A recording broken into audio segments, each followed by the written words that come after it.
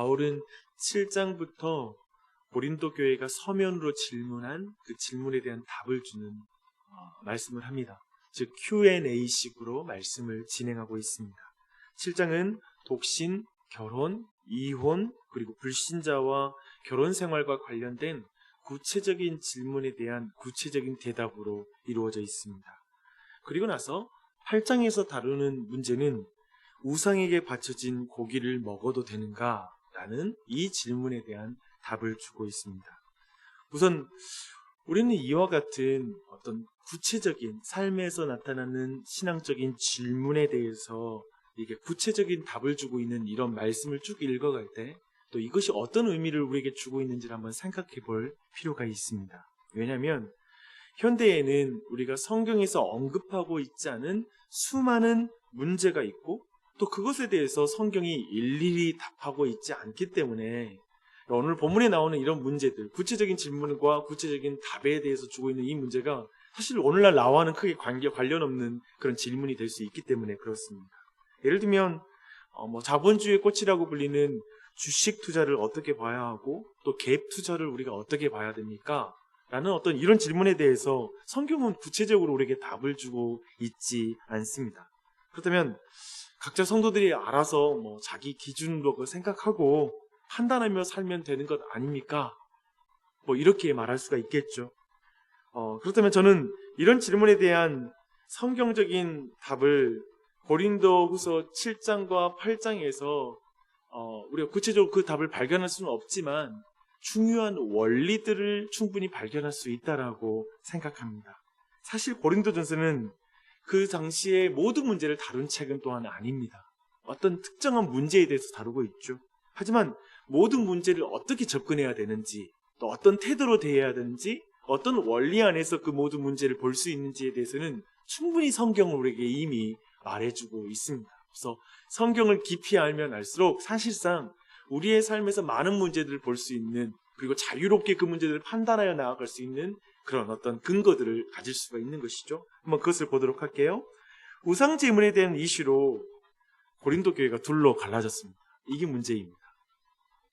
우리 편에서는 이 상황이 잘 이해가 안 되죠. 하지만 고린도 교회 당시에 시장에 유통되고 있는 모든 고기들은 대부분이 이방 신전에서 제사를 먼저 지내고 나온 제사 음식들이 시장에서 팔리고 있는 상황이었습니다.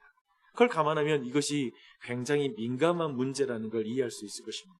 예를 들면 오늘날에 시장에 유통된 예를 들면 전자제품이 전부 신천지 회사에서 만드는 전자제품인 것이죠. 예를 들면 그런 상황이라면 되게 이게 지금 복잡한 문제가 되는 것이죠. 우상은 실제로 존재하지 않는다라는 지식을 가진 한편은 제물로 사용되었던 고기를 먹어도 전혀 문제가 없다라고 생각하고 고기를 먹었고요. 다른 한편은 이걸 먹으면 우상 숭배에 참여하는 죄가 된다라고 여기면서 거기에 우상 제물을 먹지 않는 그런 한편이 있었습니다. 그리고 그들 사이에 갈등이 있었다라는 것이죠. 우선 이 문제 팩트를 먼저 체크해 보면 좋을 것 같습니다. 성경적으로 옳고 그름을 먼저 구분해 보는 것이죠. 우상이 실제로 존재하지 않다라는 지식은 팩트입니다. 4절부터 6절을 한번 보면요. 사도 바울은 우상은 아무것도 아니고 하나님 한 분밖에 계시지 않다라는 걸 분명하게 말합니다. 그렇죠? 만물은 하나님께로부터 나왔고 하나님을 위해서 존재하고 또한 또 한 주 예수 그리스도가 계실 뿐이라고 분명하게 말하고 있습니다. 우리는 그런 지식을 가지고 있죠. 그런 의미에서 우상에게 바쳐졌다 한들 그 재물은 전혀 문제가 될 게 없다라고 생각하는 이 지식은 분명히 사실입니다. 그에 반해서 어떤 신자들은 이런 지식이 분명치가 않는 거예요. 그래서 우상에 바쳐진 음식을 먹으면 안 된다라고 생각합니다. 제 개인적으로 이 과정을 거쳤습니다. 제가 교회를 다닐 때 제가 우리 가정에서 가장 먼저 믿었던 사람이니까요. 우리 가정이 그때 제사를 실천하고 있었습니다. 신앙을 갖기 전에는 우상 음식 먹는데 전혀 거리낌이 제가 없었거든요. 근데 신앙을 가진 이후에는 좀 제사 음식이 약간은 더럽게 느껴지는 거예요. 거리끼는 음식이 돼버리고 말았습니다. 그래서 제가 이 제사 음식을 가지고 그때 당시에 신앙의 선배들에게 질문했던 기억이 납니다. 여러분은 그런 질문을 받으면 어떻게 대답하시겠습니까? 아마도 우리들 대부분은 바른 지식을 먼저 제시하고 나서 그것을 각자의 양심에 맡겨서 거리낌이 없으면 먹어도 되고 거리끼면 먹지 마, 이런 식의 대답을 여러분도 하게 될 것입니다. 저 같아도 바른 지식을 가지는 것을 가장 우선에 두고 모든 신앙의 질문에 대한 답을 할 것 같습니다. 우선 옳고 그른 것 중에서 옳은 것이 주도권을 가지고 모든 상담을 하는 것이죠. 사실 우리가 이렇게 문제를 다루는 것은 전혀 문제가 되지 않습니다. 그런데 그 문제로 만약에 교회가 둘로 갈라진 상황이라면 이때는 이 문제를 접근하는 순서가 좀 달라질 수가 있습니다. 사도 바울이 바로 그 순서를 가지고 있죠. 잘 보십시오. 먼저 먹을 수 있다고 여기는 그 지식을 책망함으로써 논의를 시작합니다. 좀 순서가 독특하죠. 지식을 가진 이들이 교만하게 행했고 사랑이 없어서 덕을 세우지 못했기 때문에 먼저 지식을 가진 자, 바른 지식을 가진 자들을 먼저 책망하는 것으로 논의를 시작하고 있습니다. 그런데 지식은 교만하게 하며 사랑은 덕을 세운다라는 이 말씀은 사실 오늘날 많은 사람이 오해하고 있는 말씀이기도 합니다. 이런 식의 오해를 하죠. 이 말씀을 보십시오. 지식은 사람을 교만하게 하고 사랑이 덕을 세운다고 말하지 않습니까? 성경적인 지식, 교리적인 지식이 교회를 세우는 게 아닙니다. 그런 거 배워봤자 사람 머리만 커지고 교만해지게 할 뿐입니다. 지식이 아니라 사랑이 많은 사람이 교회를 세우는 것입니다. 라고 이렇게 말할 때 이 말씀을 사용합니다. 즉, 지식과 사랑을 대조 개념으로 생각하고 이 말씀을 해석을 그렇게 하는 것입니다. 그러나 오늘 말씀은 지식과 사랑을 대조하기 위한 그런 말씀이 아닙니다. 2절을 보십시오. 참으로 아는 사람은 아는 척하지 않는다고 말하잖아요. 즉, 지식에 대해서 대적하거나 지식이 사랑의 대조 개념이라는 것을 그렇게 먼저 말하는 게 아닙니다. 문제 삼는 것은 사랑이 없는 지식을 말하는 것입니다. 사랑으로 귀결되지 않는 지식을 말하는 것입니다. 그래서 바울은 교만하게 만드는 지식은 아는 것이 아니다, 진짜 참 지식이 아니다 라고 말하고, 형제를 무시하고 다투게 만드는 지식은 하나님을 사랑하는 지식이 아니다 라고 이 부분을 지금 언급하고 있는 것입니다. 사도 바울은 참으로 하나님을 알면 알수록 교만해질 수 없다라는 거예요. 도리어 그걸 말하는 거예요. 그걸 긍정하고 있습니다. 그런 지식, 즉 교만하지 않는 지식을 더욱더 긍정하고 있죠. 또한 하나님을 사랑하게 만드는 지식을 긍정하고 있는 것입니다. 그래서 우리가 말씀을 배우면 배울수록, 교리를 배우면 배울수록 하나님을 더 사랑하게 하는 지식으로 귀결돼야 되고요.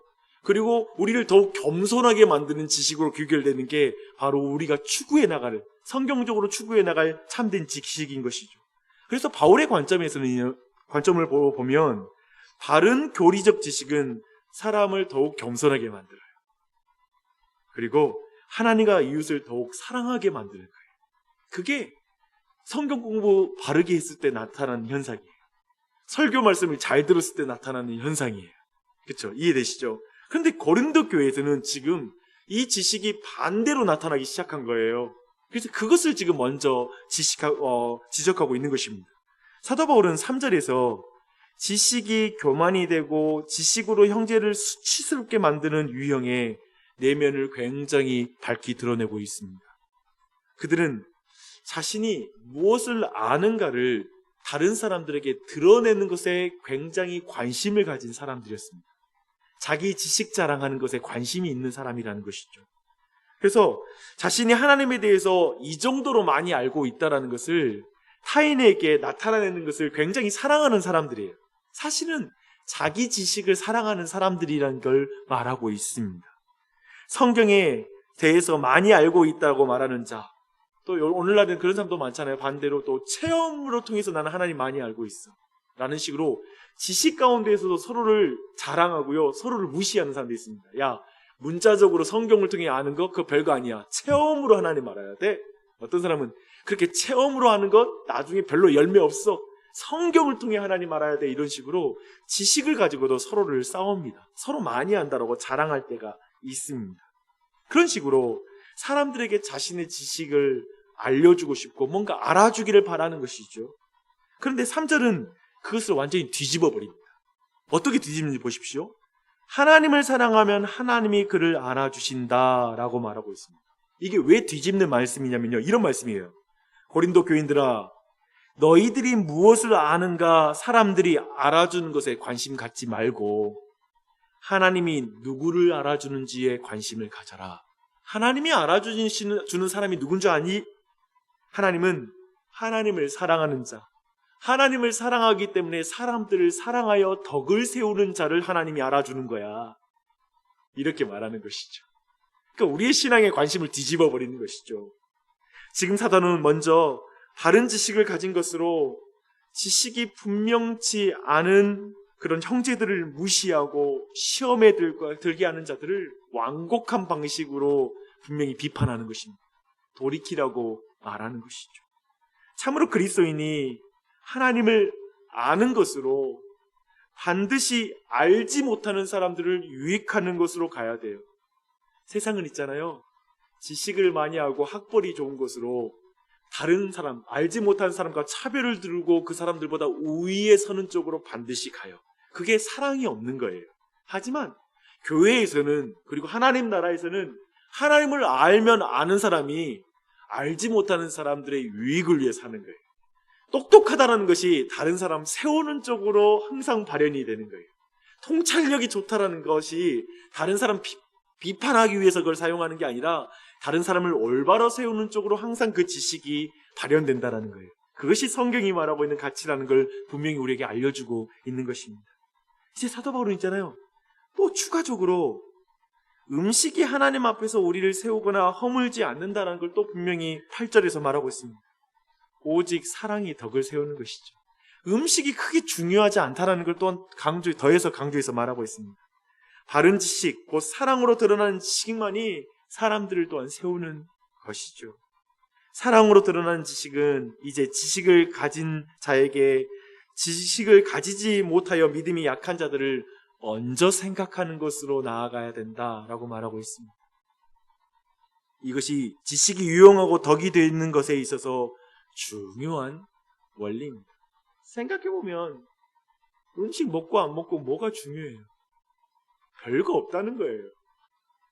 그걸로 먹는 것으로 막 내가 믿음이 강하다고 증명할 필요도 없고 굳이 그거 찾아 먹을 이유도 없다는 거예요. 왜 이 말을 하게 되면 사도는 믿음이 약한 형제에게 해가 되는 것이라면 나는 제사 음식 죽을 때까지 안 먹는 거예요. 내가 고기 안 먹고 말지 형제를 시험 들게 만드는 일을 내가 하는 것을 원치 않는다라는 것으로 가버리는 거예요. 왜냐하면 먹는 게 그렇게 중요하지 않으니까. 목숨 걸 이유는 아니니까 그렇게 말하는 것이죠. 그러면 사도는 만일 자기가 우상에게 바쳐진 고기를 먹는 이로 형제를 실족하게 만들면 영원히 고기를 먹지 않겠다고 마지막에 선언하고 있습니다. 이것은 사실상 오직 그리스도로부터 나온 사랑의 표현입니다. 아, 이것만이 신앙에서 가장 중요하구나라는 사실을 우리에게 깨닫게 만듭니다. 그리스도께서는 우리를 위해서 죽지 않았습니까? 그리스도께서 사랑하사 위하여 생명까지 주신 그 형제들을 넘어뜨리는 일이라면 내가 왜 그 일을 행해야 되는가? 그럴 수 없다라고 사도 바울은 이제 마지막으로 이야기를 마무리하고 있습니다. 고린도 교회도, 그리고 당시의 로마 교회도, 그리고 현대 교회도 사실상 비슷한 문제를 가지고 있습니다. 사실상 어떤 문제 자체의 문제가 아니라요, 그걸로 교회가 의견이 갈립니다. 천천히 보면 그 의견이 갈려서 서로 싸웁니다. 생각해보면 믿음이 강한 자와 약한 자의 싸움이에요. 그래서 한쪽은 야, 너 믿음이 너무 약해, 왜 이걸 그렇게 생각해? 라고 주장하면서 무시하고, 한쪽은 왜 그래, 당신들은 사랑이 없습니까? 왜 이렇게 약한 자들을 생각하지 않고 그렇게 믿음만 내세웁니까? 이런 문제로 교회가 갈리고 다투게 돼요. 사실상 본질은 거기에 있습니다. 근데요, 이 문제를 극복하는 것 또한도 원리가 동일합니다. 다를 게 없어요. 아까 처음 말했죠. 성경은 모든 문제에 대한 답을 주지는 않아요. 하지만 근본적인 원리를 제공하고 있기 때문에 원리를 깊이 이해하면 현대의 문제를 어떻게 풀어야 될지 우리가 알 수 있습니다. 연약한 형제를 위하여 그의 영적인 자유를 사용합니다.